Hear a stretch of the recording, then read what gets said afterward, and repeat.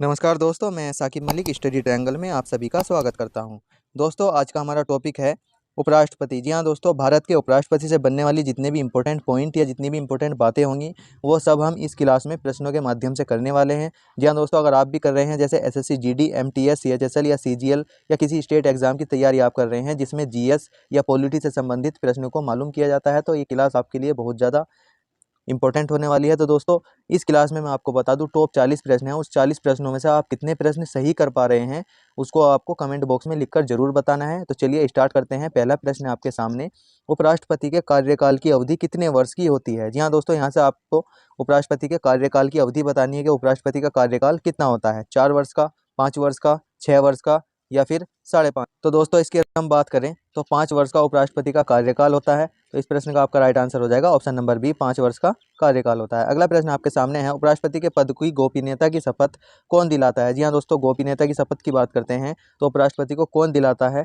तो इसका right answer आपका हो जाएगा उपराष्ट्रपति को पद के गोपनीयता की शपथ राष्ट्रपति दिलाते हैं। अगला प्रश्न आपके सामने हो जाएगा, उपराष्ट्रपति अपना त्यागपत्र किसे संबोधित करता है। जी हाँ दोस्तों, जो उपराष्ट्रपति होते हैं वह अपना त्यागपत्र किसको देते हैं, आप लोगों को ये बताना है। राष्ट्रपति को, प्रधानमंत्री को, लोकसभा अध्यक्ष को या फिर सर्वोच्च न्यायालय के मुख्य न्यायाधीश को।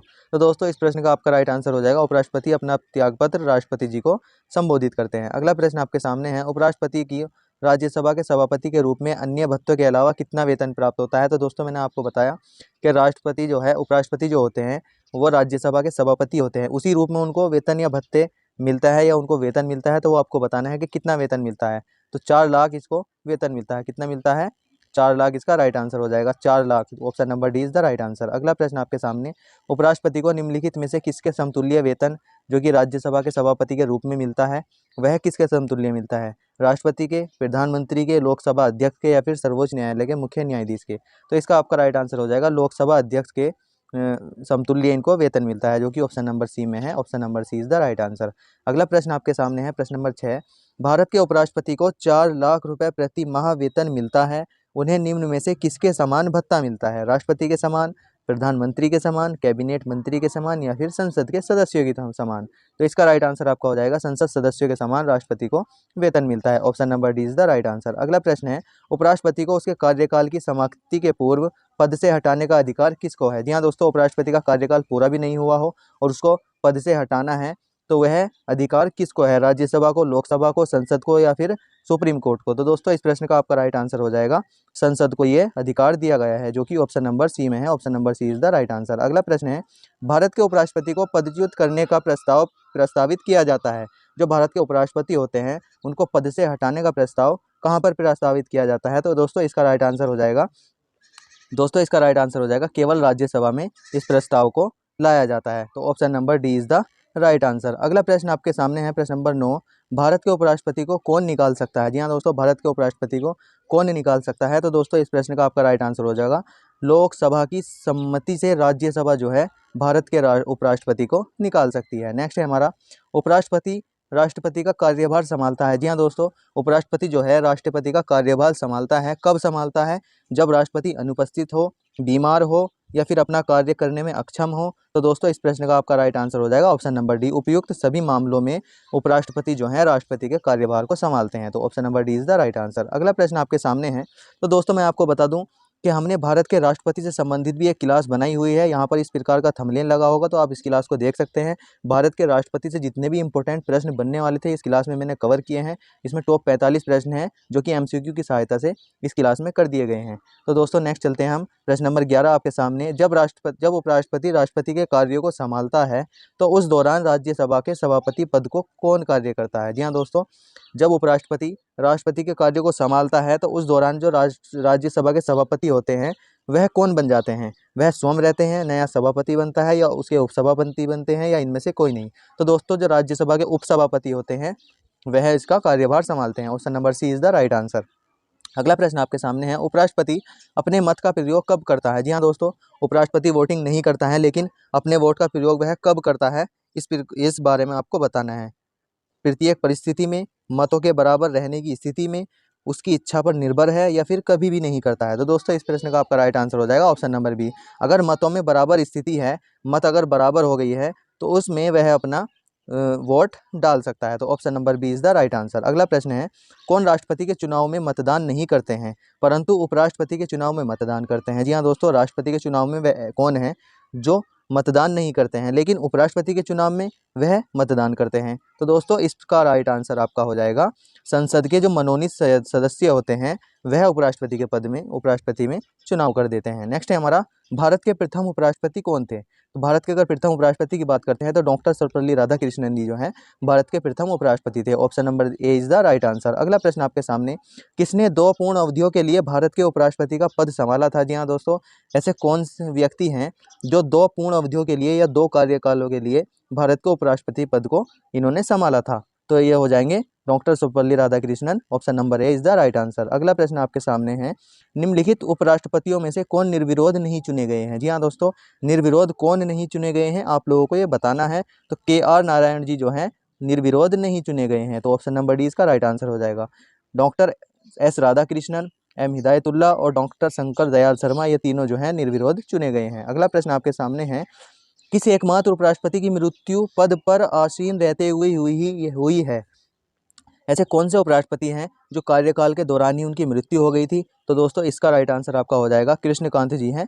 Option number D is the right answer. अगला प्रश्न आपके सामने, निम्नलिखित में से किस उपराष्ट्रपति ने राष्ट्रपति पद के लिए निर्वाचन में भाग लेने के लिए अपने पद से त्यागपत्र दिया था? जी हाँ दोस्तों, राष्ट्रपति के इलेक्शन में भाग लेने के लिए ऐसे कौन से उपराष्ट्रपति थे जिन्होंने त्यागपत्र दे दिया था? तो इस प्रश्न का आपका राइट आंसर हो जाएगा VV गिरी जो जी थे, इन्होंने त्यागपत्र दे दिया था राष्ट्रपति के चुनाव लड़ने के लिए। Option number B is the right answer. अगला प्रश्न आपके सामने है, निम्नलिखित में से कौन सर्वाधिक समय तक उपराष्ट्रपति पद पर आसीन रहा? डॉक्टर जाकिर हुसैन, VV गिरी, डॉक्टर S राधाकृष्णन या फिर BD जत्ती? तो दोस्तों इस प्रश्न का आपका राइट आंसर हो जाएगा डॉक्टर S राधाकृष्णन सबसे अधिक समय तक उपराष्ट्रपति पद पर आसीन रहे थे। Option number C is the right answer. अगला प्रश्न आपके सामने है, निम्नलिखित में से कौन सबसे कम समय के लिए उपराष्ट्रपति पद पर आसीन रहा? सबसे कम समय की बात करते हैं तो डॉक्टर VV गिरी जो है सबसे कम समय तक उपराष्ट्रपति के पद पर बने रहे थे। Option number B is the right answer. अगला प्रश्न है हमारा, भारत के उपराष्ट्रपति की स्थिति की तुलना किन देशों के उपराष्ट्रपति से की जा सकती है? जी हाँ दोस्तों, भारत के उपराष्ट्रपति की तुलना कौन से देश के उपराष्ट्रपति से की जा सकती है?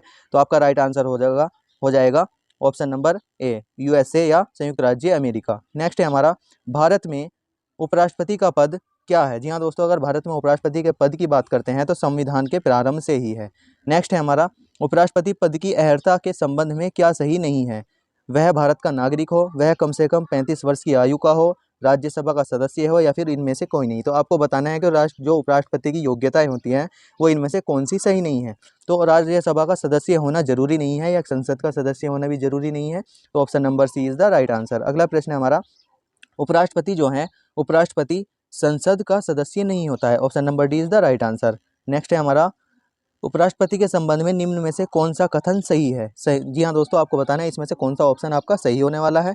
तो इसका राइट आंसर आपका हो जाएगा, वह राज्यसभा का पदेन सभापति होता है या वह राज्यसभा का पदेन सदस्य या अध्यक्ष होता है। तो option number B is the right answer. अगला प्रश्न आपके सामने है, राज्यसभा की बैठकों को सभापतित्व कौन करता है? राज्यसभा की अगर बैठकें हो रही हैं तो उनका सभापतित्व कौन करता है? तो इसका आपका राइट आंसर हो जाएगा ऑप्शन नंबर बी, उपराष्ट्रपति जो है राज्यसभा की बैठकों का अध्यक्ष होता है या सभापति होता है। ऑप्शन नंबर बी इसका राइट आंसर है। अगला प्रश्न आपके सामने है, उपराष्ट्रपति का चुनाव करने वाली निर्वाचन संस्था के सदस्य कौन होते हैं?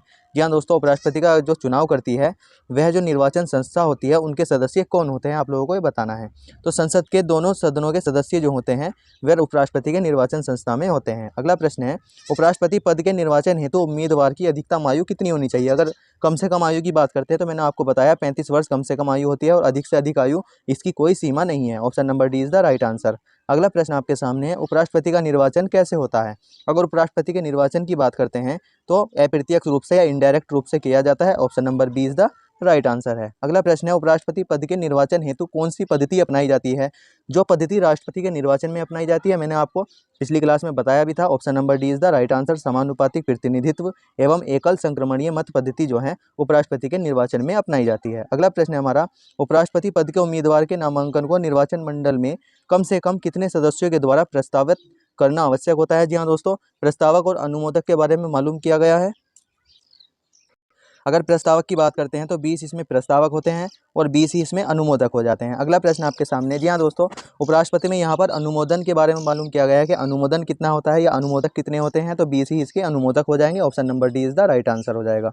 अगला प्रश्न आपके सामने है, नामांकन के समय उपराष्ट्रपति पद के उम्मीदवार को जमानत के तौर पर कितना रुपया जमा करना पड़ता है। अगर जमानत की बात करते हैं तो 15,000 रुपये जमानत के तौर पर उपराष्ट्रपति पद के लिए करने पड़ते हैं। तो option number B is the right answer. अगला प्रश्न है, संविधान में उपराष्ट्रपति के पुनर्निर्वाचन के संबंध में क्या प्रावधान है। जी हाँ दोस्तों, राष्ट्रपति का अगर पुनर्निर्वाचन करता है तो संविधान में इसके क्या प्रावधान है, तो संविधान में इसका कोई प्रावधान नहीं दिया गया है। Option number A is the right answer. अगला प्रश्न है, भारत के उपराष्ट्रपति के निर्वाचन के संबंधित विवाद को कौन तय करते हैं। अगर भारत के उपराष्ट्रपति के निर्वाचन से संबंधित कोई विवाद है तो उसको कौन तय करता है या उस विवाद को कौन समाप्त करता है, तो option number C is the right answer. Supreme Court जो है इस विवाद को समाप्त करता है। अगला प्रश्न है, उपराष्ट्रपति के चुनाव में कौन मतदान करता है। अगर उपराष्ट्रपति के चुनाव की बात करते हैं तो कौन मतदान करता है, तो मैंने आपको बता भी दिया है। इस प्रश्न का आपका राइट आंसर हो जाएगा लोकसभा एवं राज्यसभा के सदस्य या फिर संसद के सदस्य। नेक्स्ट है हमारा, भारत के उपराष्ट्रपति का निर्वाचन होता है। भारत के उपराष्ट्रपति का निर्वाचन किस प्रकार से होता है, संसद के दोनों सदनों के द्वारा। उपराष्ट्रपति को कौन चुनता है, इस प्रश्न का आंसर भी सेम हो जाएगा, संसद के सदस्यों के द्वारा। निर्वाचक मंडल जो बना होता है वह चुनता है। अगला प्रश्न आपके सामने, जो सदस्य भारत के उपराष्ट्रपति का चुनाव करते हैं वे कहाँ के होते हैं, संसद के सदस्य होते हैं। Option number A is the right answer. और अगला और लास्ट प्रश्न आपकी क्लास का, मूल संविधान में यह उपबंध था, क्या उपबंध था कि उपराष्ट्रपति का निर्वाचन संयुक्त अधिवेशन में समवेत संसद के दोनों सदनों के द्वारा होगा। किस संविधान संशोधन अधिनियम के द्वारा इस संयुक्त अधिवेशन की प्रक्रिया को समाप्त किया गया है। तो दोस्तों इस प्रश्न का आपका राइट आंसर हो जाएगा ऑप्शन नंबर ए, 11वां संविधान संशोधन अधिनियम 1961 के द्वारा इस प्रक्रिया को समाप्त कर दिया गया है, जो कि ऑप्शन नंबर ए में है। Option number A is the right answer. तो दोस्तों ये 40 प्रश्न थे। इन 40 प्रश्नों में से आपके कितने प्रश्न सही हो पा रहे हैं इस क्लास में आपको जरूर बताना है कमेंट बॉक्स में। और हमारी वीडियो आपको अच्छी लगी है तो वीडियो को लाइक शेयर जरूर करना और हमारे चैनल को सब्सक्राइब जरूर करना दोस्तों, क्योंकि आने वाले टाइम में आपकी तैयारी बेहतर करने के लिए हम ऐसी ही क्लास आपके लिए लेकर आते रहेंगे। तो जय हिंद दोस्तों, धन्यवाद।